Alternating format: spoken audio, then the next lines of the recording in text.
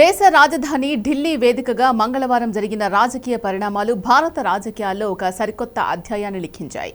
Neat పరీక్ష paper లీకేజీలు, విద్యారంగంలో జరుగుతున్న అవకతవకలకు నిరసనగా కాంగ్రెస్ పార్టీ చేపట్టిన మెరుపు ధర్నా ఢిల్లీని అక్షరాల స్తంభింపజేసింది. గత 12 ఏళ్లలో ఎన్నడూ లేని విధంగా ప్రతిపక్ష కాంగ్రెస్ ఇంతటి దూకుడును, ఉద్ధృతిని ప్రదర్శించడంతో కేంద్ర ప్రభుత్వంలో ఒక్కసారిగా వణుకు మొదలైంది. లోక్సభ ప్రతిపక్ష నేత రాహుల్ గాంధీ, కాంగ్రెస్ అధ్యక్షుడు మల్లికార్జున ఖర్గే, ప్రియాంక గాంధీ స్వయంగా రంగంలోకి దిగి ప్రధానమంత్రి నరేంద్ర మోదీ నివాసాన్ని ముట్టడించేందుకు దూసుకెళ్లడం దేశవ్యాప్తంగా తీవ్ర సంచలనం సృష్టించింది. అసలు ఢిల్లీలో ఏం జరిగింది, ఎందుకు నేషనల్ మీడియా సైతం దారికి రాక తప్పలేదు? ఈ వీడియోలో పూర్తిగా తెలుసుకుందాం.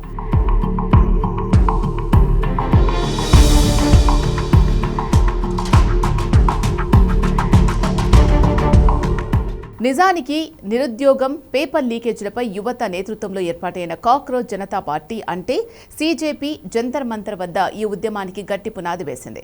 విద్యా వ్యవస్థలో జరుగుతున్న అన్యాయాలపై విద్యార్థులు, యువత రోడ్లపైకొచ్చి శాంతియుతంగా ఆందోళనలు చేస్తున్న క్రమంలో వారిపై పోలీసులు ప్రయోగించిన లాఠీలు, కన్నీటి వాయువు దేశాన్ని కలిచివేశాయి. విద్యార్థులపై జరిగిన ఈ దాడిపై దేశవ్యాప్తంగా తీవ్ర ఆగ్రహం వ్యక్తమైంది.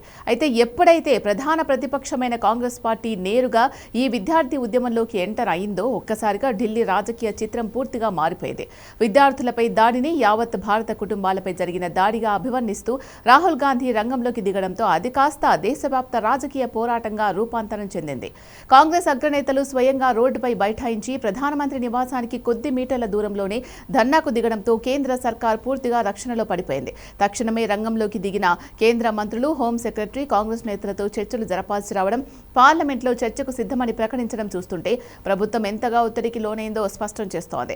ఇక మరో ఆసక్తికరమైన విషయం ఏంటి అంటే అంతవరకు ఈ భారీ ప్రజా నిరసనలు పెద్దగా పట్టించుకోకుండా కవర్ చేయకూడదని భావించిన కొన్ని ప్రధాన స్రవంతి నేషనల్ మీడియా ఛానళ్లు సైతం కాంగ్రెస్ ఎంట్రీతో తమ వైఖరి మార్చుకోక తప్పలేదు. రాహుల్ గాంధీని పోలీసులు రోడ్డుపై నుంచి బలవంతంగా ఈడ్చుకెళ్లి అరెస్ట్ చేస్తున్న దృశ్యాలను విస్మరించడం ఏ మీడియాకు సాధ్యపడలేదు. దాంతో అంతవరకు నెగిటివ్గా ఉన్న లేదా సైలెంట్గా ఉన్న అన్ని ప్రధాన జాతీయ ఛానళ్లు లైవ్ ప్రసారాలతో ఈ ధర్నాను ప్రముఖంగా కవర్ చేయక తప్పని పరిస్థితి ఏర్పడింది. సోషల్ మీడియాలో సైతం ఇదే ట్రెండింగ్ గా మారింది. ఈ నిరసన ప్రదర్శనలో రాహుల్ గాంధీని పోలీసులు అరెస్ట్ చేసి తరలిస్తున్నప్పుడు కూడా ఆయన తగ్గలేదు. మోదీ గారు ఎంత అణచివేసినా విద్యార్థుల న్యాయం కోసం సాగే ఈ పోరాటం ఆగేది లేదు అంటూ సింహగర్జన చేశారు. కేంద్రం ముందు రాహుల్ గాంధీ 5 ప్రధాన డిమాండ్లు ఉంచారు. అందులో మొదటిది విద్యాశాఖ మంత్రి ధర్మేంద్ర ప్రధాన్, హోంశాఖ మంత్రి అమిత్ షా తక్షణమే రాజీనామా చేయాలి. అలాగే పార్లమెంట్లో దీనిపై ప్రత్యేక చర్చ జరగాలి. నిరసనకారులపై దాడి చేసిన పోలీసులపై చర్యలు తీసుకోవాలి మరియు విద్యార్థులకు ప్రధానమంత్రి క్షమాపణలు చెప్పాలని డిమాండ్ చేశారు. మరోవైపు విద్యాశాఖ మంత్రి ధర్మేంద్ర ప్రధాన్ దీనిపై స్పందిస్తూ కాంగ్రెస్ పార్టీపై తీవ్రంగా మండిపడ్డారు. ప్రభుత్వం విచారణకు, చర్చకు సిద్ధంగా ఉన్నా కాంగ్రెస్ కేవలం రాజకీయ లబ్ధి కోసమే, హెడ్లైన్స్ లో నిలవడం కోసమే విద్యార్థులను వాడుకుంటోందని, ఇదంతా పొలిటికల్ డ్రామా అని కొట్టిపారేశారు. ఇప్పటికే సీబీఐ విచారణ జరుగుతోందని, 13 మందిని అరెస్ట్ చేశామని గుర్తు చేశారు. ఏదేమైనా గత 12 ఏళ్లలో ఎన్నడూ లేని విధంగా కాంగ్రెస్ పార్టీ రోడ్లపైకొచ్చి ఇంతటి భారీ నిరసన తెలపడం, దానికి జనం నుంచి వచ్చిన అపూర్వ స్పందన చూస్తుంటే రాబోయే రోజుల్లో పార్లమెంట్ సమావేశాలు మరింత వేడెక్కడం ఖాయంగా కనిపిస్తోంది.